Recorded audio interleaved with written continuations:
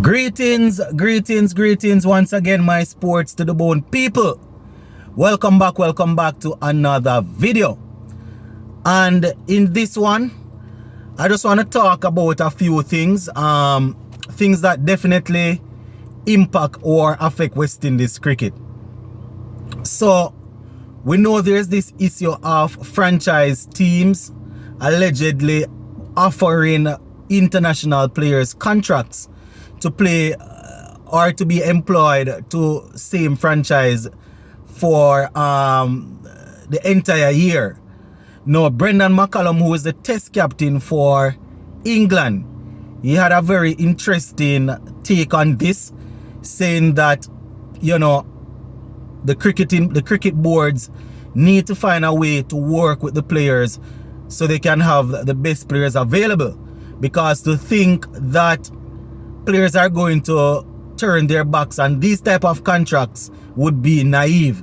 So I'm going to talk about that, going to share the information with you. Plus we see where ICC made a couple of changes to a few rules. We're going to take a look at one in particular in this video, and is where they have decided to do away with the soft signal. So we're going to talk about it. Just give a listening ear until the end, and remember to let me know what you think in the comment section. Alright, so it's very interesting to get a take from somebody like a Brendon McCullum, one of the pioneers of T20 cricket, one of the best to have ever played the game. You understand? It's funny because this man was very, very good in all formats, but he finished off his career as a top T20 cricketer. And to see him now coaching at the test level and trying to find a way to make sure that all the best players are available to him is very interesting. So I'm taking this one from ESPN Crick Info, and the headline says, McCullum, naive. This is what he says: naive to think that players would turn down long-term franchise deals. So it says, England test coach says boards must work with the leagues so the best players remain available for international cricket. So he's thinking that they must not only, the boards must not only work with the players, but also work with the leagues. I guess they're talking about to try and find ways how, you know, gaps to schedule international games. So let us go down into it. So this is it. They say England Test head coach Brendon McCullum believes that international boards, including the ECB, would be completely naive to assume their stars would turn down long-term franchise contracts. Recent reports have suggested that IPL teams are in talks with a number of English cricketers to sign annual deals. Right? It says, given their investments across other tournaments such as the CPL, South Africa League, the ILT20, Abu Dhabi T10, you know, and the upcoming Major League Cricket in the United States of America, they are saying franchise owners are working very hard to get some of the top players and some of the best assets to help to grow the leagues. Before I go any further, I completely understand, you know, the people are working. Playing cricket is a job for them. We often say that, you know, if you look to take on a type of job that you are representing your country and representing people, it's not only about the money, it's about you know, giving back.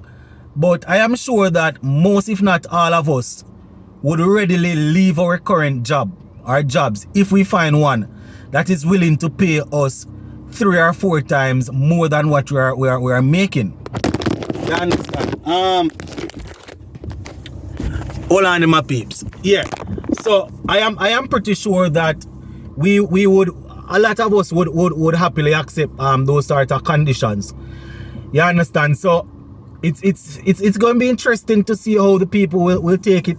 It's going to be interesting to see what the players are going to do. You know, I remember back in the days when we had players leaving to go and play in the South Africa League, and, you know, we brand them as traitors and stuff like that. You know, not only because of cricketing reasons, but, you know, the political situation that was going on there. No, it's a different generation. Everything is different, my peeps. Everything is different and people are looking forward to going and plying their trade and making cash. You understand? So I can understand what Brendan McCullum is saying, that, you know, for boards to think that the players would turn down all of this is naive. So he went on to say, and I quote, "The last few years there's been a shift, there's been shifting of the sand somewhat around the international cricket. He says that we'd be completely naive to think that players would turn down huge amounts of money on long-term contracts for contracts for a lot less work in these T20 leagues because they should be playing international cricket. He's saying those days are fast approaching to be over. It's definitely a shifting landscape, and you have just got to be fluid. He went on to say, what you have got to do is you have got to work with these players, you have got to work with these leagues and try and allow, ideally, players to have their cake and to eat it, because you want your best players playing.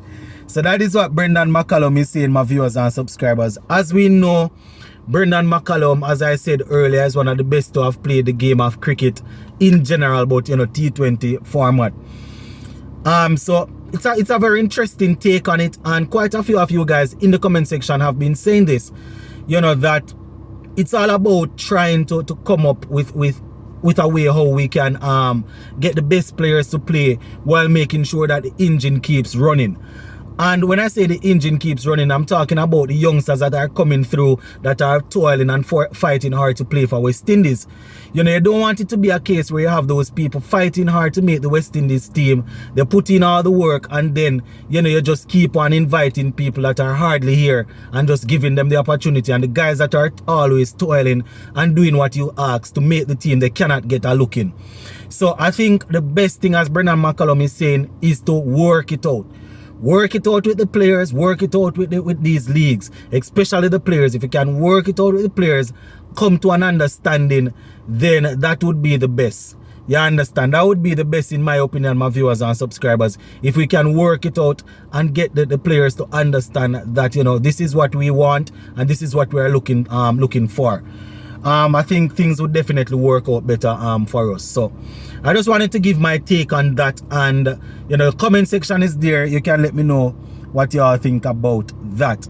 Now, the final thing that I'm going to speak about in this one, we see where the ICC, they have decided to abolish the soft signal rule in a fresh change where cricket is concerned. So that soft signal, when the umpire is not sure and the umpire says, all right, say for example, a catch is taken and they are not too sure, the umpire will say, well, I believe that the person is out, but I'm not sure. So he would give a soft signal of out. So the problem with that now is, if it goes up to the third umpire and it is still inconclusive, they would stick with the on-field umpire's decision. Based on what is going to happen now, once they go up there, whatever decision the third umpire comes with is what they are going to stick with. You understand? So this is what they are saying. On Monday, the ICC announced first changes, and the soft signal is one of the rules that they have decided to go to do away with. You understand? I was never ever a big fan of it. You understand? Another one that I am not a big fan of is the well, it's basically the same thing. The LBW decision. You understand? The umpire's call. I mean, there has to be some room for wiggle room or whatever. But I think that if you're not sure, you send it upstairs for people to look at the camera and come up with a decision. They need to give you the decision that they come up with and not necessarily talk about umpire's call and all of that. So just wanted you all to know that they have decided to do away with the soft signal.